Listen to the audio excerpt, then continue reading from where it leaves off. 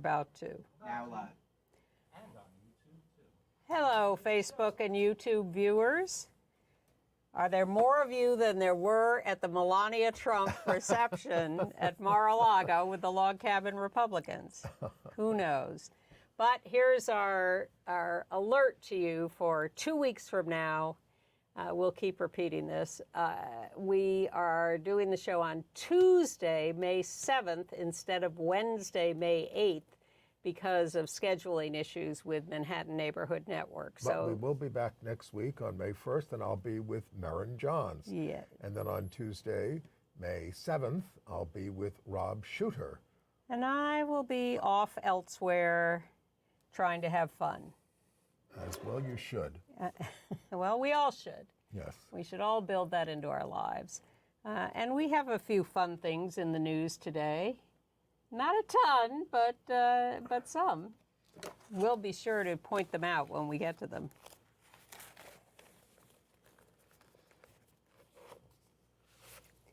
Da, da, da, da, da. We have a minute. What do you want to say for a minute? You took a little trip this weekend. I did. I went to see my branch of the family in Arkansas. And it's a nice liberal bunch of liberal Arkansans. Nice. Yes. Well, Little Rock is a pretty progressive town. I went by Sarah Huckabee Sanders' house. I was given a tour by my nephew. Mm-hmm. We didn't say hello. She's up to more mischief. But, and of course, you land at the Bill and Hillary Clinton airport when you go there. And I'm sure they're tempted to change the name, given that the Republicans have taken over. I mean, they have four. We're almost ready to start. Sorry, just.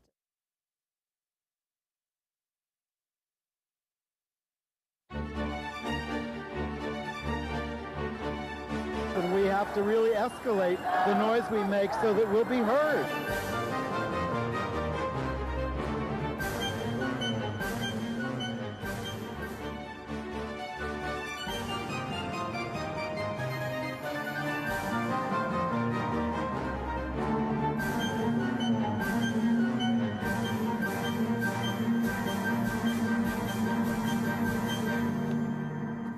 Welcome to Gay USA. I'm Andy Humm, and for Lesbian Visibility Week, I am joined by...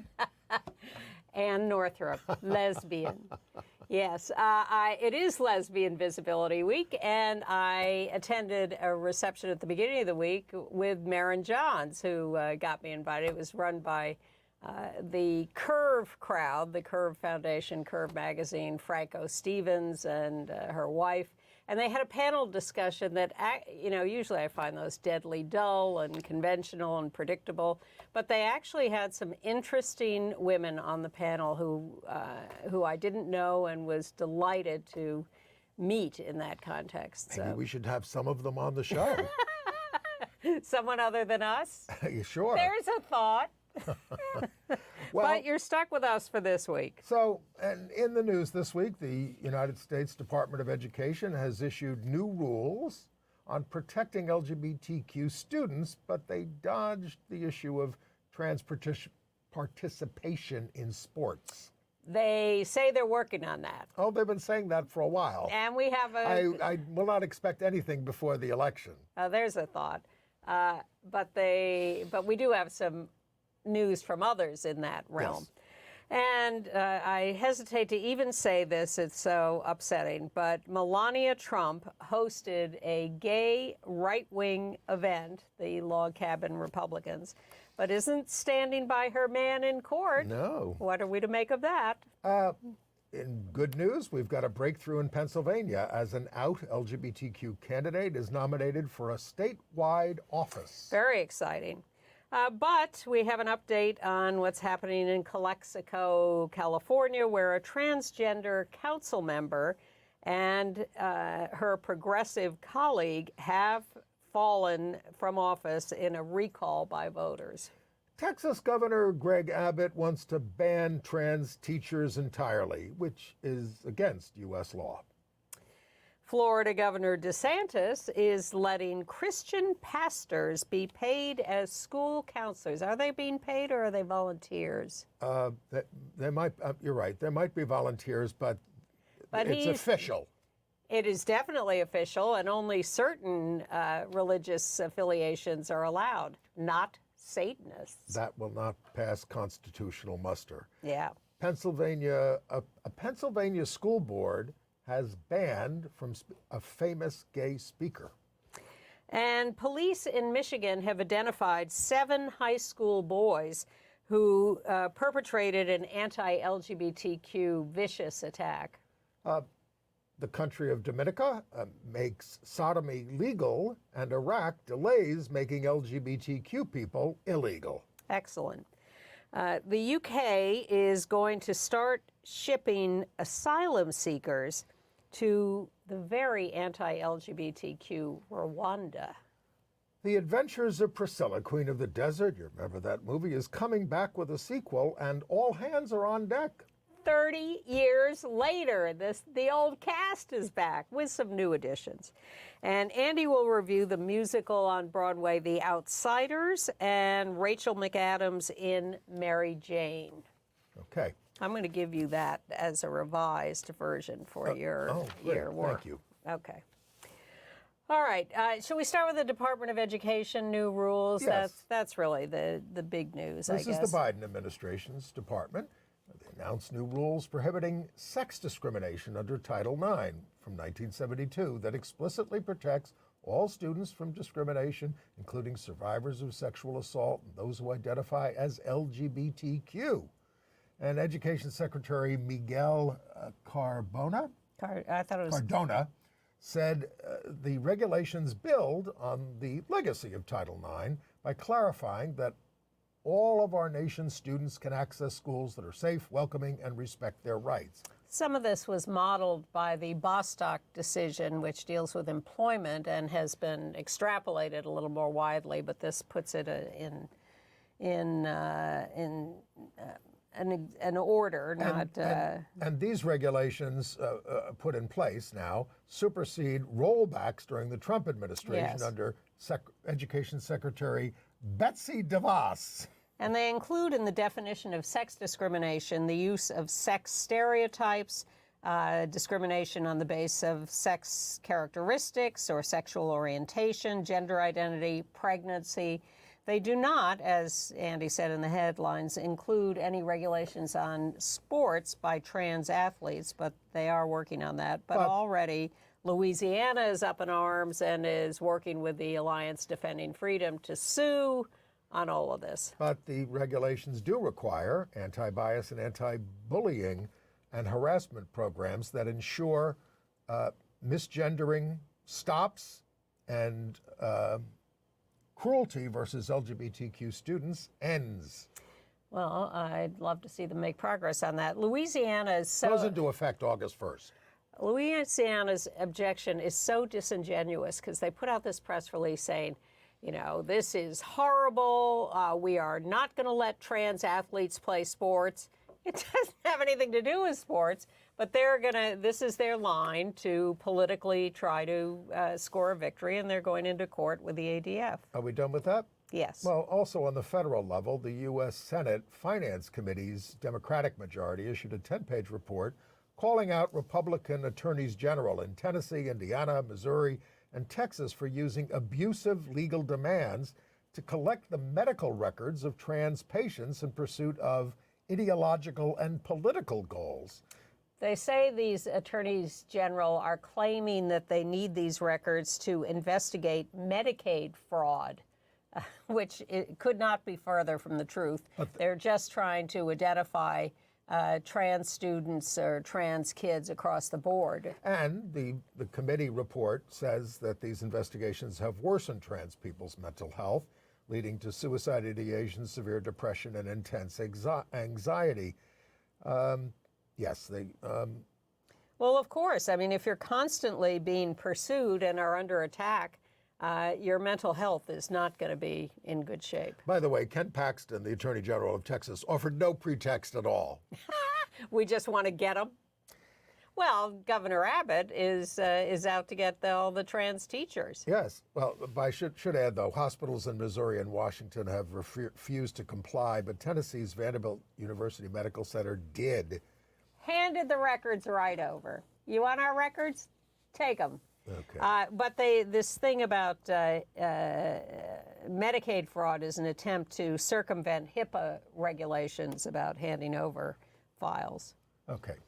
All right. Also on the federal level, Trump called on his followers to demonstrate outside the courthouse, and only a handful showed up. I mean, he said Barely a handful. he said there were thousands that wanted to come, but they couldn't. I walked in front of the courthouse myself the other day. There's no problem walking around there. Well, I love the MSNBC coverage where they have a reporter down there. The streets are open, cars are driving by, the sidewalks are open, and they say, I don't know what he's talking about. So they're not turning out for him, but Rise and Resist continues to be down there. And of course, there they are with their big banner, "No one is above the law." This is not a LGBTQ specific group, but a lot of our LGBTQ brothers and sisters are part of that group. This picture made the New York Times without any identification of the group. Yeah. But we're not going to cater to their, desire for publicity and identify them as Rise and Resist. We're just going to say nameless demonstrators are down there. Right. And so, Hey. Trump is also complaining that he can't campaign, but his wife Melania isn't picking up the slack, nor is she appearing in court, by the way. No Trump family member is standing by their man there in court, which is highly unusual in a criminal trial. You'd think Tiffany at least would. Please. And Barron's going to go to NYU? That's the rumor. I can't believe that. Yeah. So Melania hosts a reception at Mar-a-Lago for the Log Cabin Republicans. Not the first time she has appeared at one of their events. However, the invitation and her speech, neither one of them said LGBTQ, gay, trans, lesbian, anything. Nothing. Never the words were spoken.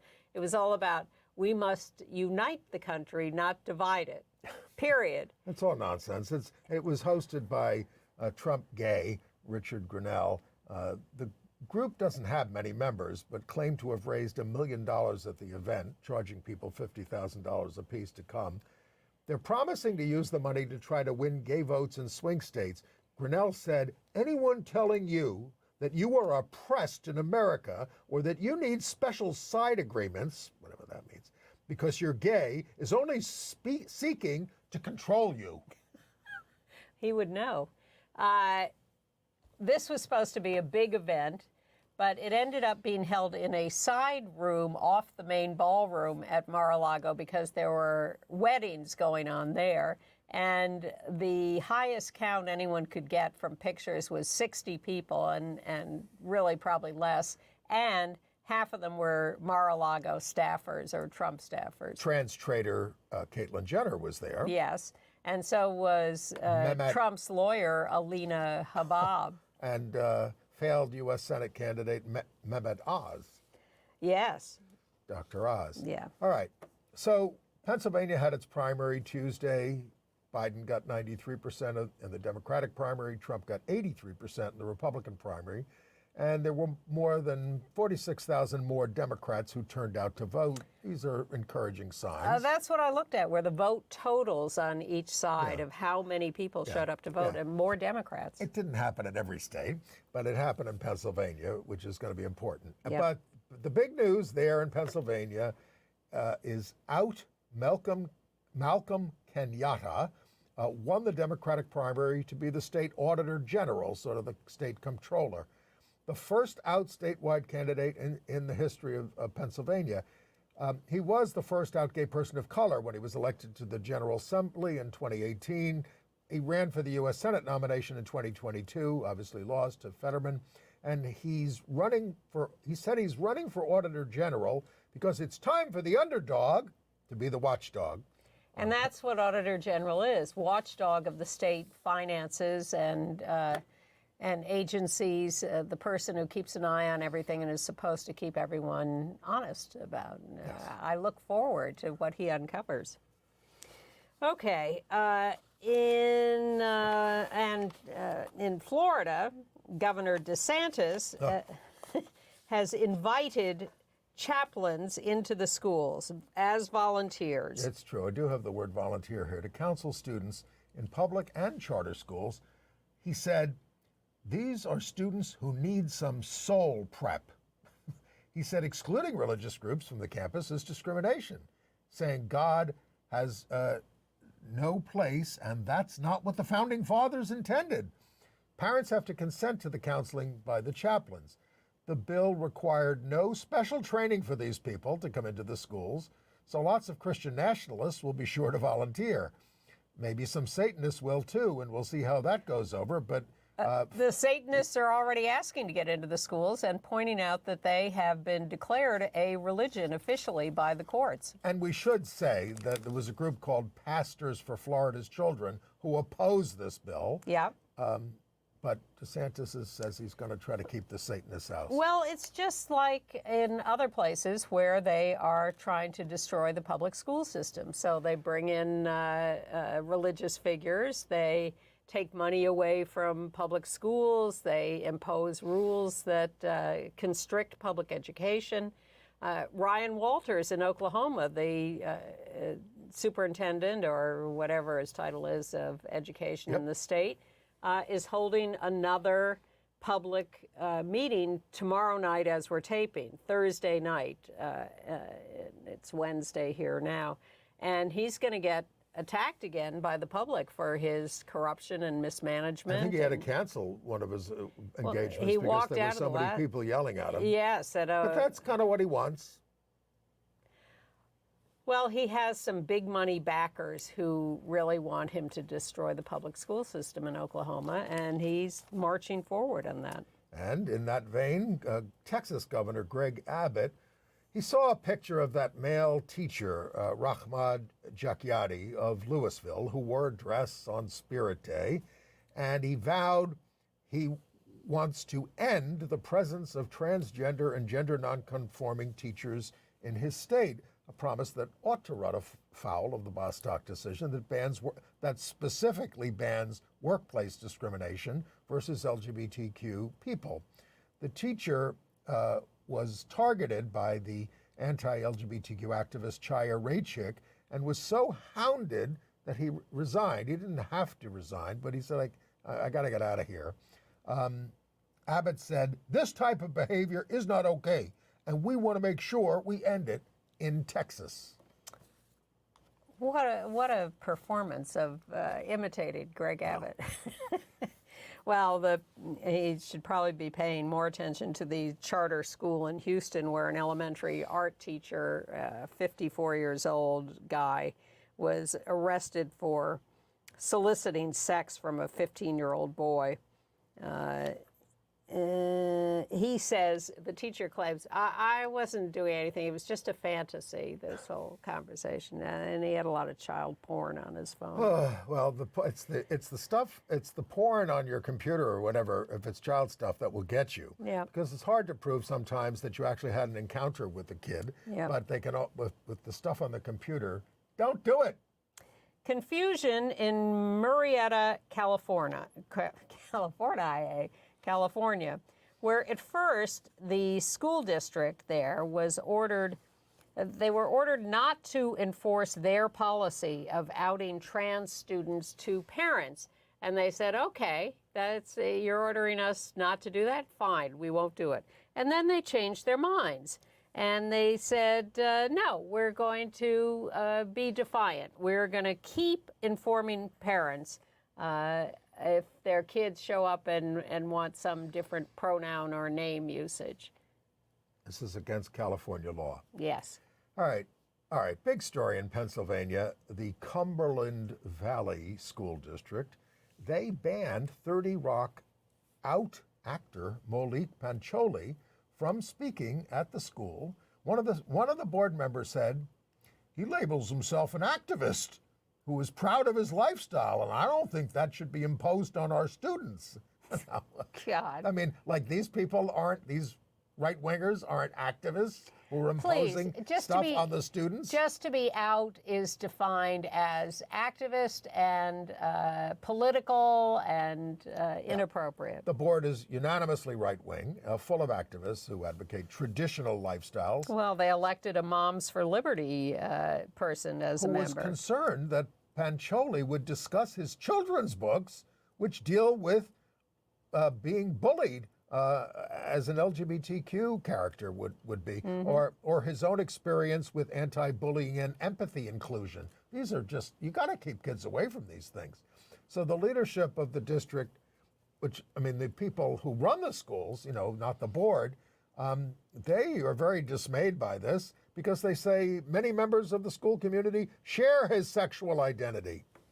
And the community is up in arms and putting together petitions to support his speaking in the school. But Pancioli said, when I visit schools, my activism is to let all young people know that they're seen, to let them know that they matter. I wonder why a school board is so afraid of that. Well, in DeWitt, Michigan, they're afraid of it too. The principal of the Cheney Road Elementary School sent out a note to parents saying we are offering an optional class, to students about explaining all this pronoun stuff and respect for each other and anti-bullying, and we're going to give this class. And it's going to be optional. None of your kids have to go. You can opt them out. And the parents said, no, we don't want our, some parents, a few parents said no. And so what happened?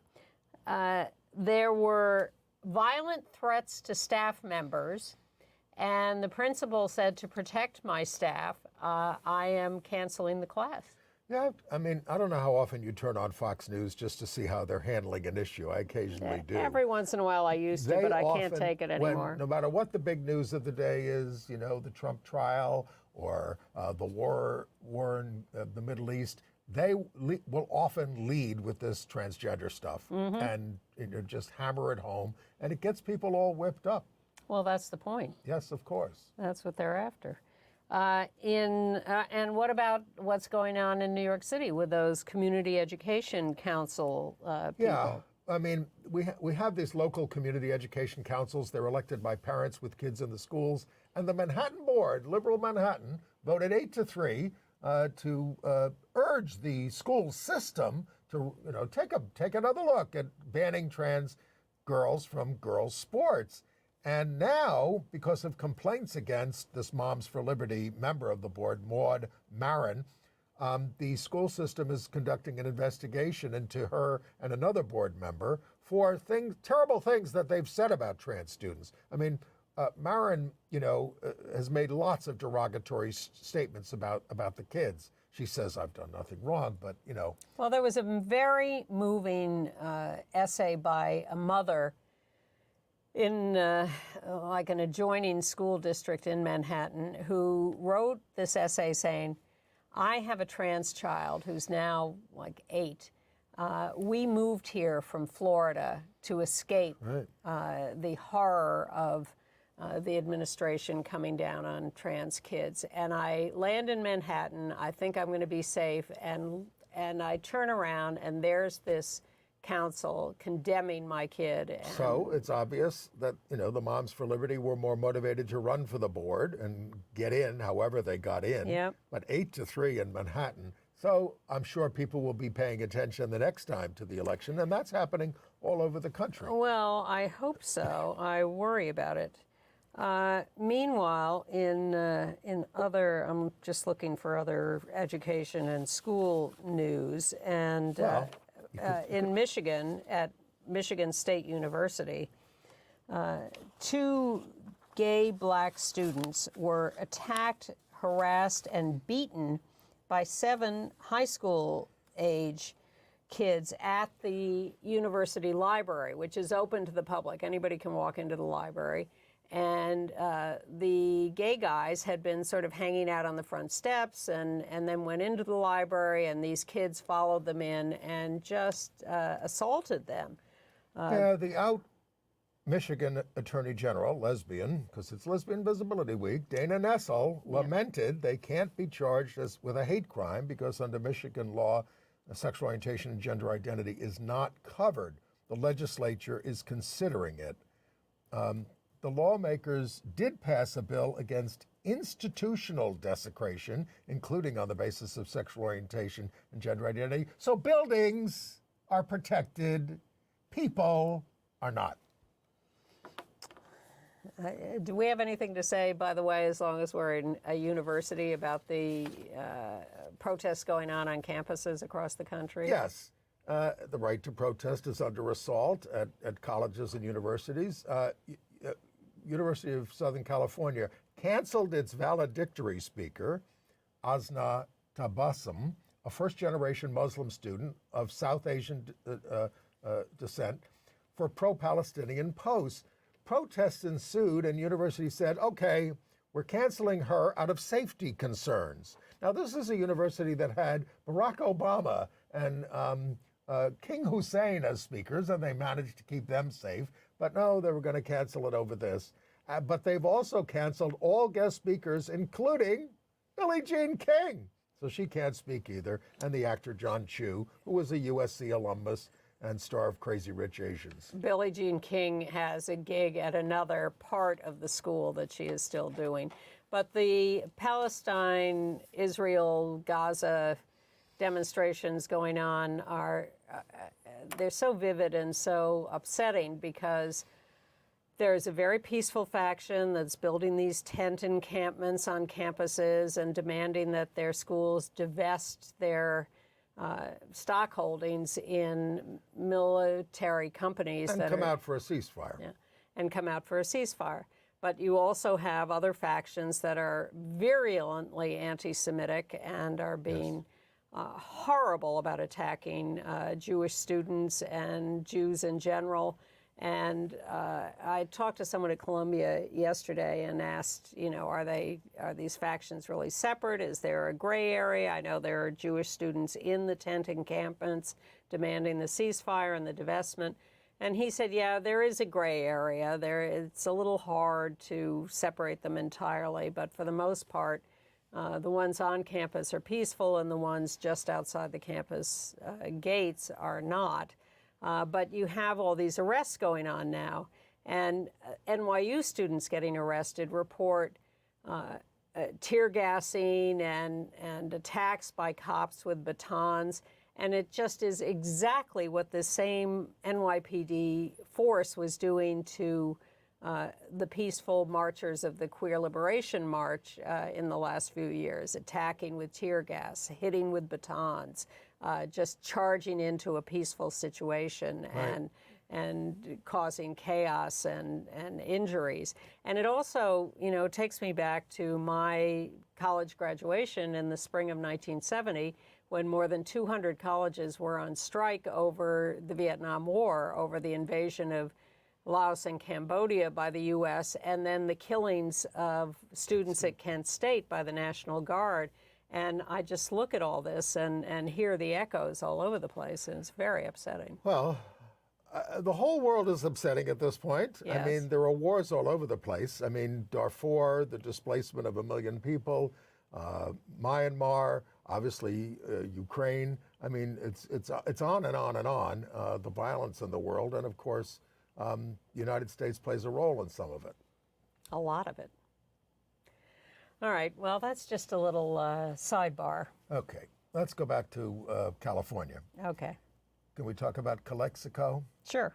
Well, 74% of voters voted April 16th to recall the trans city council member, Raul Urania, 73% to recall another outspoken progressive council member, Gilberto Manzanares. This Latin city of 38,000, rural, Urania said the recall is rooted in transphobia. Recall organizers, that's Urania in the middle and Manzanares on the left. On the left. And a supporter, another council member or temporary mayor, Romo, on the right. The recall organizers said it was about rising homelessness and a sputtering economy, which of course had been sputtering for a long time. Urania said, "We're not going anywhere. We won't give up on social justice in the Imperial Valley." And Manzanares said the problems that these problems long predated them. The campaign to do this, to recall them, cost the city $128,000, and turnout was 23%. Well, look, we certainly believe that the transphobia played a big part, but the voters also said, yes, these problems have been there forever, but you promised to fix them, and you came in and you didn't do anything, and therefore we're recalling the guy in a dress. Okay. Tell me about what's going on with Richie Torres. Well, Richie Torres is a member of Congress, former city council member in the Bronx here, out gay, and former guest on Gay USA. Anyway, he is a very strong supporter of Israel. And Mohammed Hadid, the father of the models Gigi Hadid and Bella Hadid, and a very rich developer in California. Mr. Hadid there on the right, and Richie on the left. Lost his mind over Richie Torres's support of Israel and started screaming about that. And then... in homophobic... racist language. Terms, yes. Yes. And finally sort of semi-apologized, and Richie said, you used racist, homophobic language. I'm not so crazy about accepting your apology. Yes. Okay. The daughters are supporting their father. All right. In case you were interested. Well, let's take a little relief from that by going to Temecula, California, a hotbed of anti-LGBTQ activism, where the former mayor, Jeff Comerchero, walked into a barbershop of non-binary E.J. Radford, and Jeff realized his own discomfort made him a bigot. We have a video report. Sometimes you feel like a different person after getting a haircut. There you go, okay. But the unlikely bond built at this barbershop in Temecula changed the way EJ's client Jeff looks at the world. So I said to myself, I would never let this person touch me. Jeff Comerchero says that's when he realized he was a bigot, when he first saw EJ Radford working at this hair salon in 2021. EJ is non-binary. He has visible tattoos and piercings and a super endearing smile.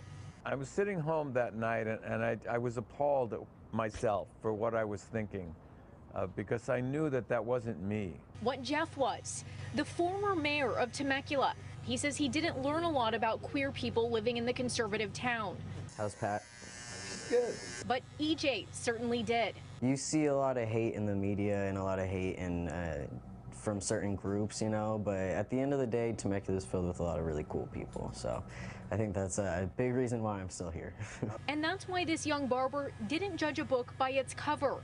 For him to kind of open up to me and be like, hey, I'm not really educated on this, but you're a cool person and I'd like to know more about you, It was really nice and refreshing for me because especially in his age group, I don't really get a whole lot of people genuinely curious and respectful about things, So it was through educating Jeff about gender identity and deconstructing his prejudice right here in this chair that he and EJ say they became good friends. That's my boy right there. He has my back and I have his, that's for sure. In fact, their story inspired them so much, they decided to write a book about it. It's called The Old Man and the Queer, the transformative story of a retired mayor and a barber who freed him from bigotry. Gender identity or sexual identities, although important, they're really superficial in terms of relationships, and it's honestly changed my life. That's kind of one of the goals of the book too, is to just show people that maybe have never met a queer or a trans person that we're just human beings just like the rest of you guys, so yeah. And the book these two co-wrote is now available online, and they've already done their first book signing together. I'm Nicole Comstock, KCAL News. Heartwarming. And also heartwarming is the change of heart by Diana Nyad, the champion swimmer, also an older person. I'm trying to build a theme here. So she had in the past been condemning of trans athletes, particularly trans women, competing in sports. But she now says she regrets her past statements and her membership in an anti-trans women athletes group that sprung up a few years ago. She says science is complex and smart scientists are working out rules of fair competition, but she is now firmly for inclusion.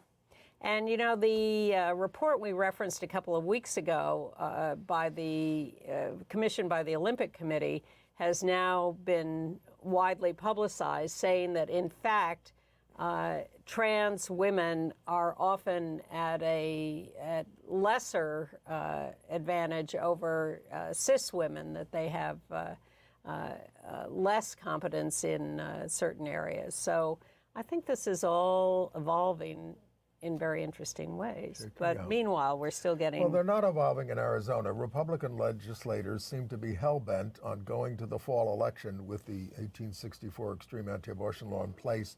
I know they're going to revisit it again this week. Karen Royster, who's a Republican precinct committee member, said, "I'm here to represent Jesus Christ." Really? Part of those Does Jesus have a vote in her election? Part of those filling the gallery in the House with loud prayers. The Senate is poised to repeal it. Donald J. Trump wants them to. A new Democrat just got seated in the House on Tuesday, but Republicans maintain a 31-29 edge, and leadership is beholden to anti-abortion extremists. Voters will get a chance, the final say on this, in a referendum in November. But it goes into effect, I think, momentarily. Yeah. If they don't, you know. Well, maybe we should look at Iowa, where all the anti-LGBTQ bills failed this session. That's a good victory. And in Montana, 2 trans women are suing for the right to change their gender identity on their birth certificates and driver's licenses. They have filed a class action suit represented by the ACLU. So yeah, our LGBTQ legal groups and the ACLU are just overwhelmed at this point with having to challenge all these things. How great that they're standing up all over the country. Every day I see stories of individuals who just have decided not to take it anymore and who are going to fight for their rights. Yes, and this also includes gay and lesbian advocates and defenders, Lambda Legal Defense, and others. But not George Santos. He's withdrawn from his race to return to the House of Representatives because he wasn't raising any money. And Correct. that was really the whole reason he was running, was to try to make some money. All right.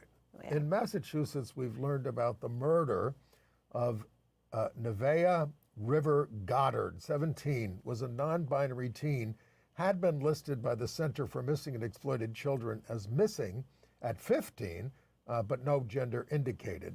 In April 2022, Massachusetts authorities showed up for a welfare check at the home of Shane Curry, 2020, and wouldn't let him in. For 2 hours. Wouldn't open the door for 2 hours. Then they got in and found Goddard dead inside, stabbed with a sword. Curry charged with assault and battery, additional charges, of course, likely. Curry confronted Goddard about cheating and addiction, told police bruising them wasn't working. Oh, bruising Goddard wasn't working, so stabbed several times. Killed him. Oh, God. Or killed them, sorry. But on the brighter side, the New York State budget finally passed, and it includes $4.25 million for the Lorena Borjas Transgender and Non-Binary Wellness and Equity Fund to support organizations serving those communities. That's an increase of about $1.4 million. I see in your hometown, 86% of the survivors of clergy abuse have rejected a settlement offered by the Rockville Center diocese. Well, my hometown, I should say, is Baldwin, but I'm close by.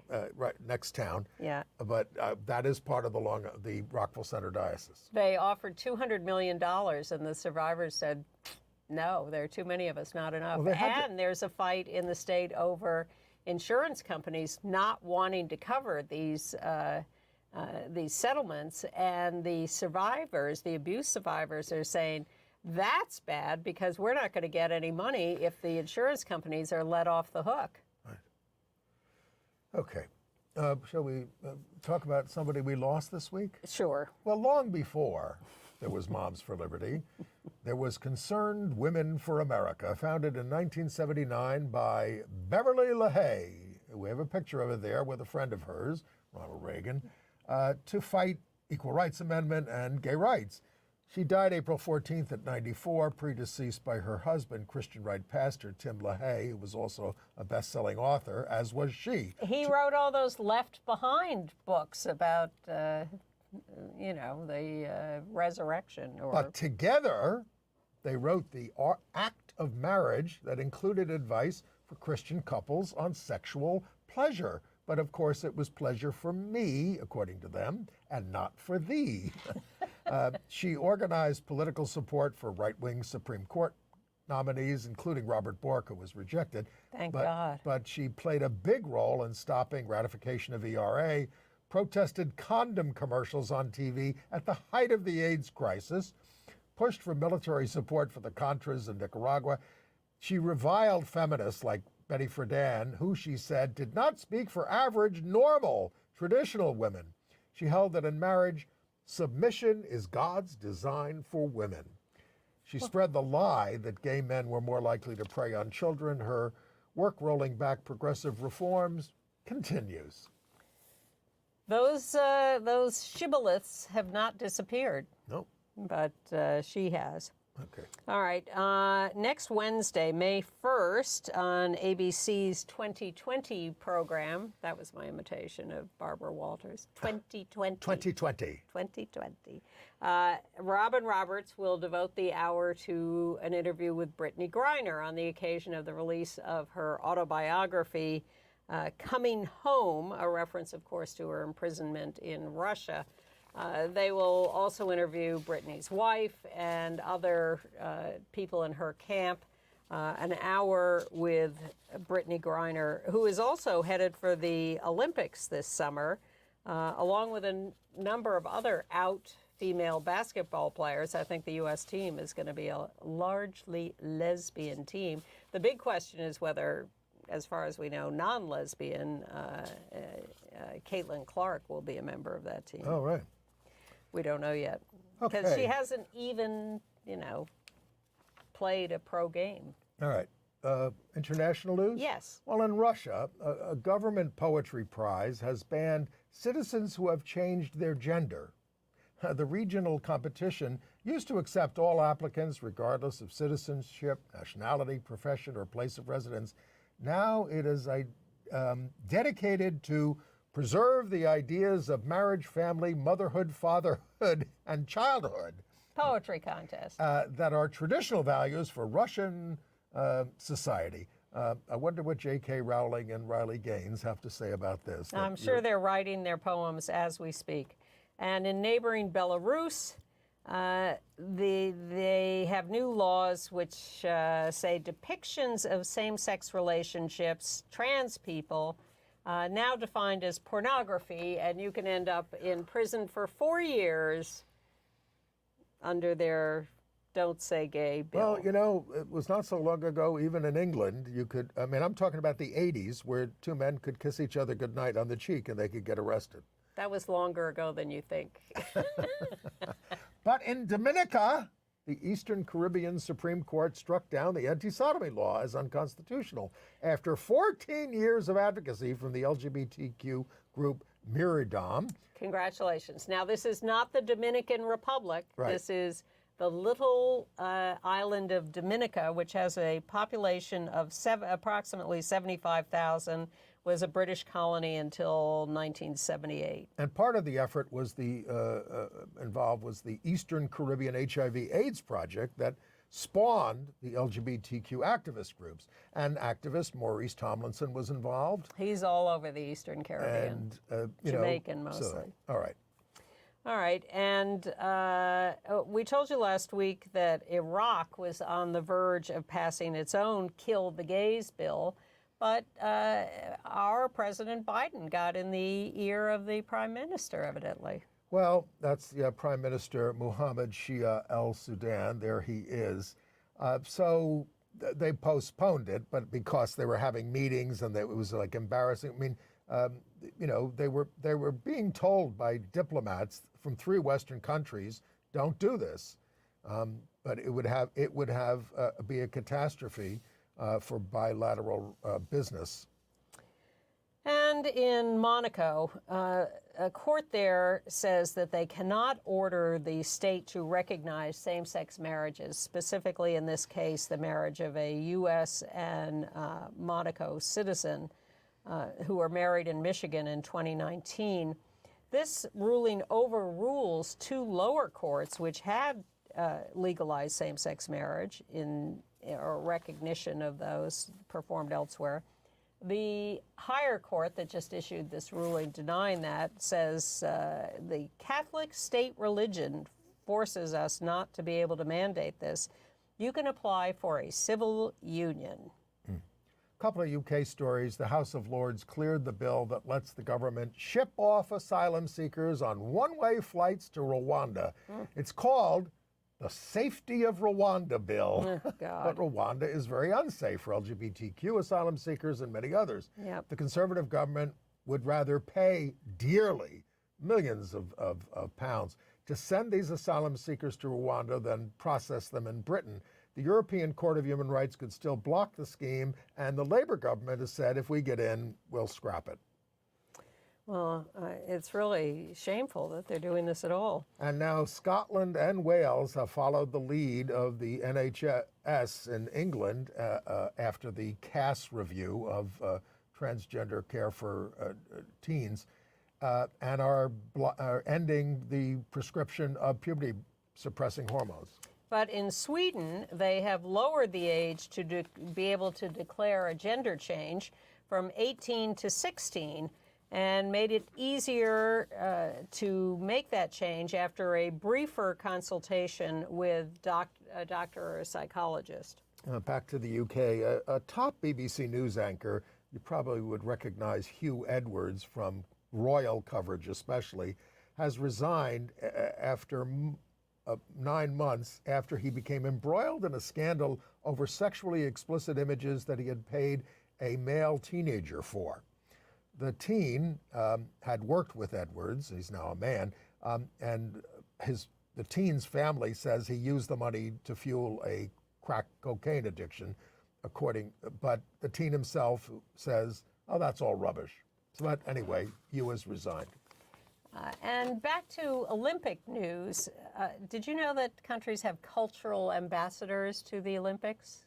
No. Me either. But Taiwan is sending a cultural ambassador to the Paris Olympics this summer, and it is the latest winner of RuPaul's Drag Race, Nymphia Wind, who is Taiwanese and just won RuPaul's Drag Race and has been named Taiwan's cultural ambassador to the Paris Olympics. Congratulations on both counts, Nymphia. Is this unlikely to occur if the Republic of China takes over? Well, All keep right. your fingers crossed. It hasn't happened yet. Right. In AIDS news, Yeah. the U.S. has a new AIDS czar.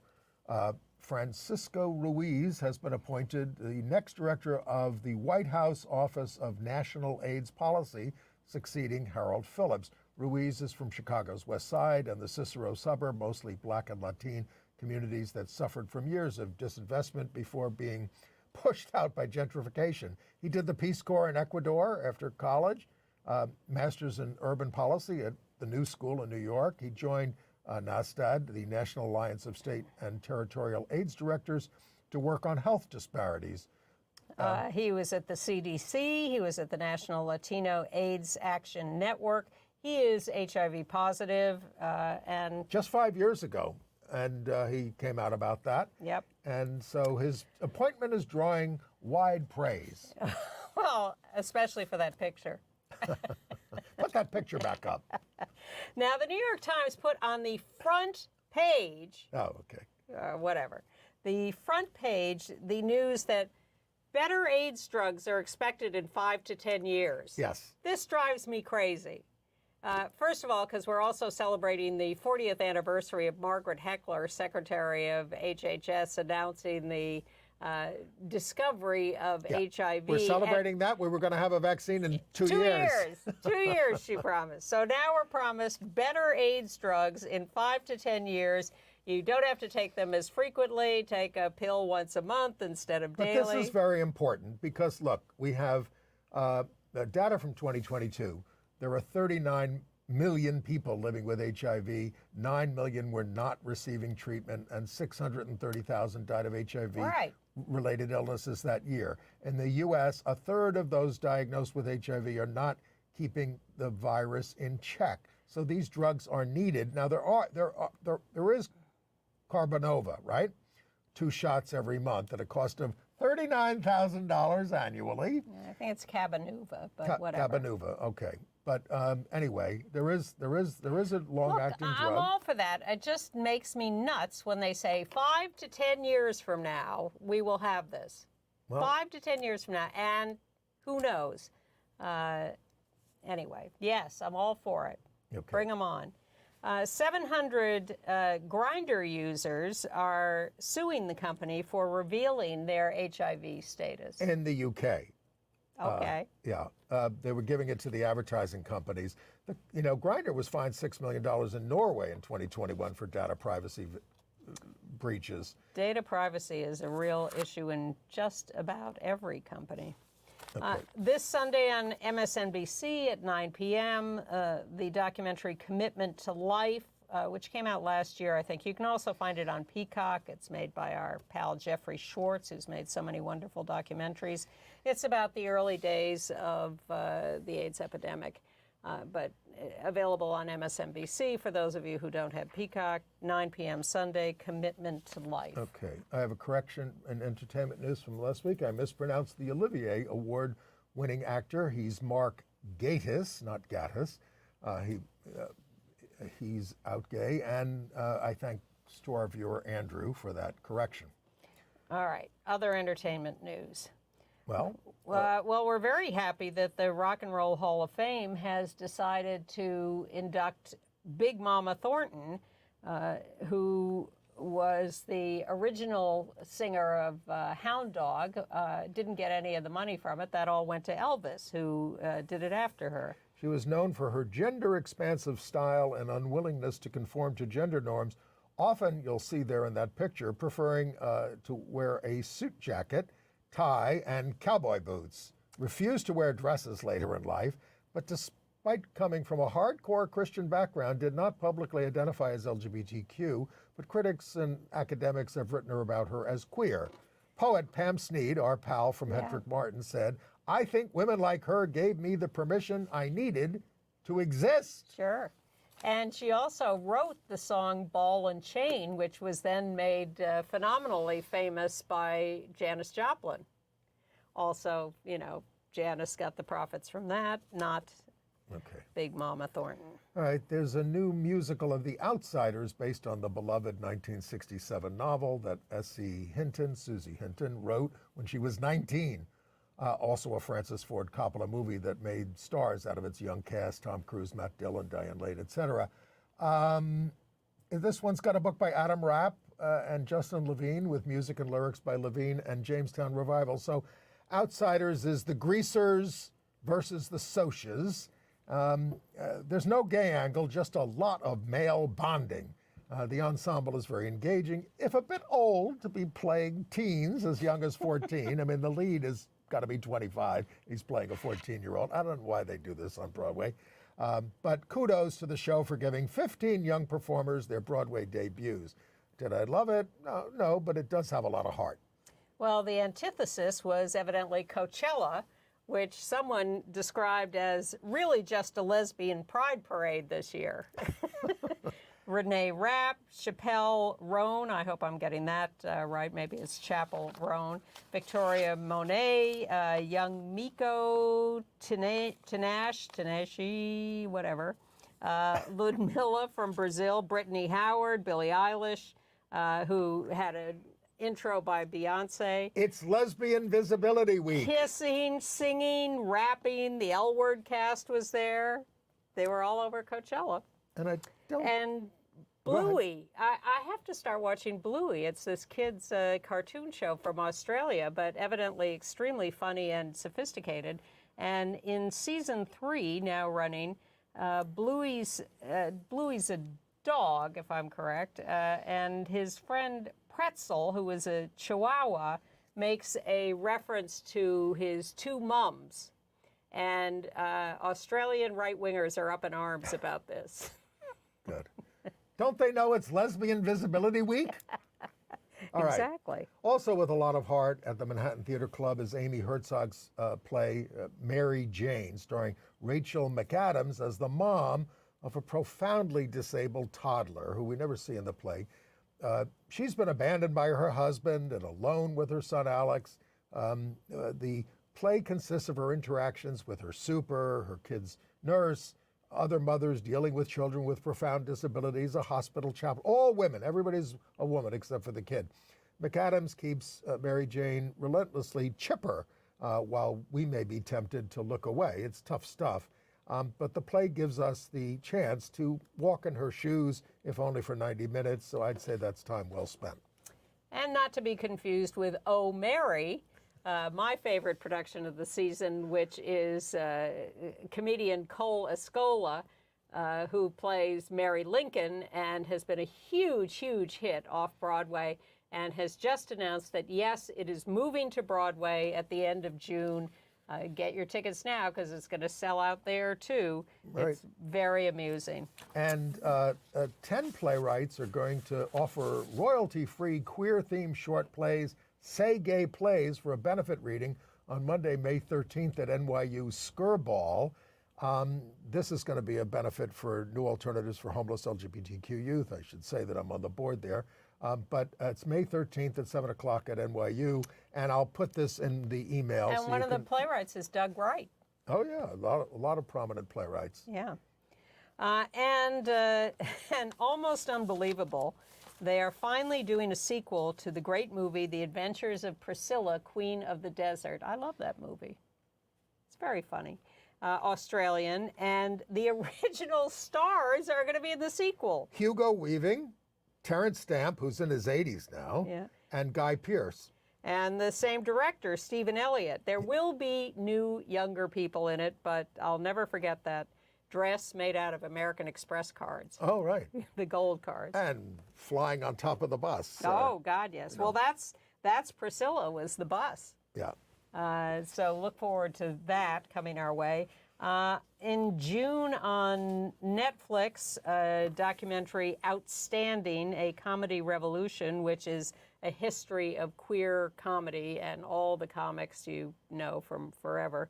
And congratulations to Jodie Foster. I don't really pay attention usually to these people who get their names, feet, handprints in the sidewalk in Hollywood in front of the Chinese Theater, which is now no longer Grauman's, but is something else.